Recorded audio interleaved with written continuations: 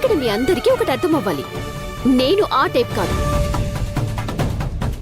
ఈయన రెండో పెళ్లి చేసుకుంటే నేను ఎంత దూరమైనా వెళ్తాను. నన్ను నేనైనా తగులుబెట్టుకుంటాను, లేదా ఇంటి నేను తగులుబెడతాను, లేదా ఇంటి నేను తగులుబెడతాను, లేదా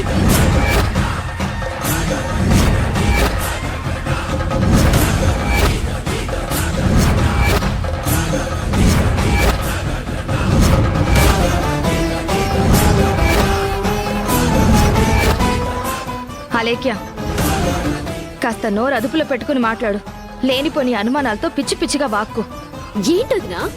దీనికి కోపం వచ్చిందా నీకు? అవునమ్మా, ఏదైనా నా కొడుకు తప్పు చేశాడు అని నువ్వు నిరూపించు. నువ్వు చెయ్యాలి అనుకున్న పని నేనే చేసి చూపిస్తాను. నా కొడుకు నేను తప్పుగా పెంచినందుకు నన్ను నేను కాల్చుకుంటాను. వద్దత్తే గారు,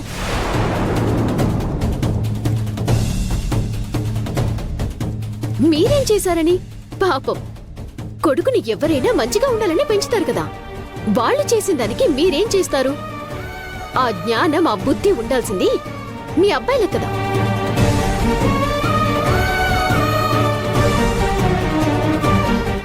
సరే, ఇక నీ పంచాయతీ అయిపోయింది కదా, ఇక వెళ్దామా? బావా, అప్పుడేనా? ఇంకొక విషయం ఉంది, చెప్తానుండండి. అసలు ఇప్పుడు ఇదంతా చెప్పడానికి నాకొక ముఖ్యమైన కారణం ఉంది.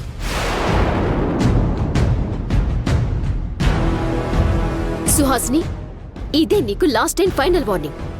ప్రతిదానికి తగుదనమ్మా అంటూ మా ఆయన విషయంలో జోక్యం చేసుకున్నావే అనుకో, అస్సలు బాగుండు చెప్తున్నాను. Alekhya, shut up, shut up, shut up, shut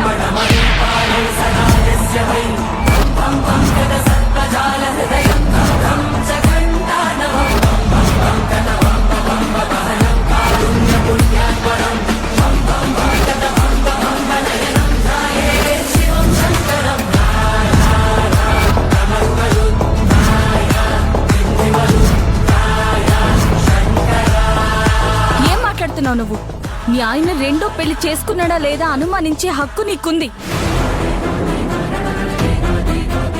దాని మీద ఆరా తీసే అవసరం నీకుంది. అందరిని పిలిచి పంచాయతీ పెట్టే ధైర్యం నీకుంది. కానీ ఆ విషయంలోకి అనవసరంగా నన్నెందుకు లాగుతున్నావు?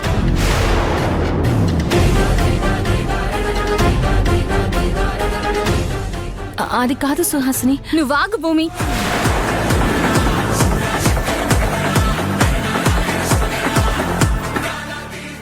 వచ్చిన దగ్గర నుంచి చూస్తూనే ఉన్నా, తన ఇష్ట ప్రకారం మాట్లాడుతుంది. ఆంటీ గారు చెప్పారు కదా, ఏదైనా సాక్ష్యం నీ దగ్గర ఉన్నప్పుడే మాట్లాడమని. ఏయ్, ఎందుకు షౌట్ చేస్తున్నావు?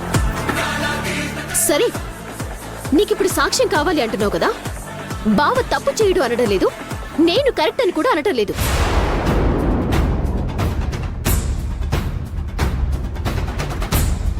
అర్థం లేకుండా మాట్లాడొద్దా లేఖ్య? అసలు నువ్వు వాదించే దాంట్లో ఏదైనా పాయింట్ ఉందా? పాయింట్ లేకపోతే ఆవిడకెందుకంత కోపం వస్తుంది?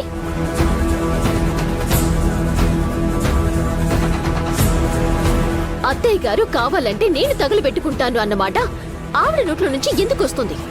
ఇక్కడ పాయింట్ ఉంది, అది కావాల్సిన వాళ్ళకి బాగా అర్థమవుతుంది.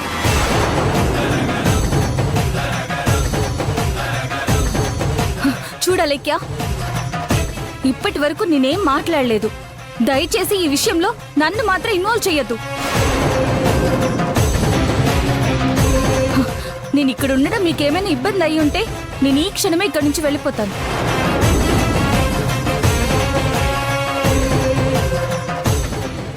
భూమి పిలిచింది కాబట్టి వచ్చాను. నాకు అవసరం ఉంది కాబట్టి ఉన్నాను. నేను వేరే వాళ్ళకి భారంగా మారినా, వేరే వాళ్ళకి ఇబ్బంది కలిగించినా ఈ క్షణమే ఇక్కడి నుంచి వెళ్ళిపోతాను. ఆగమ్మా, లేనిపోని అనుమానాలతో నిన్ను బాధ పెట్టి ఇంట్లో నుంచి బయటికి పంపించడం మాకిష్టం లేదు. మా దృష్టిలో నువ్వు ఏ తప్పు చేయలేదు, చేయలేవు.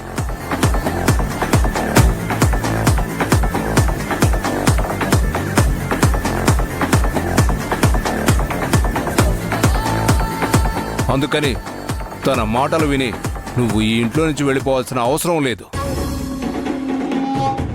అలేఖ్య, ఒకటే చెప్తున్నాను, నా కొడుకు తప్పు చేశాడని నిరూపించు. సాక్ష్యం లేకుండా మాట్లాడకు. అలాగే అలాగే మావి గారు.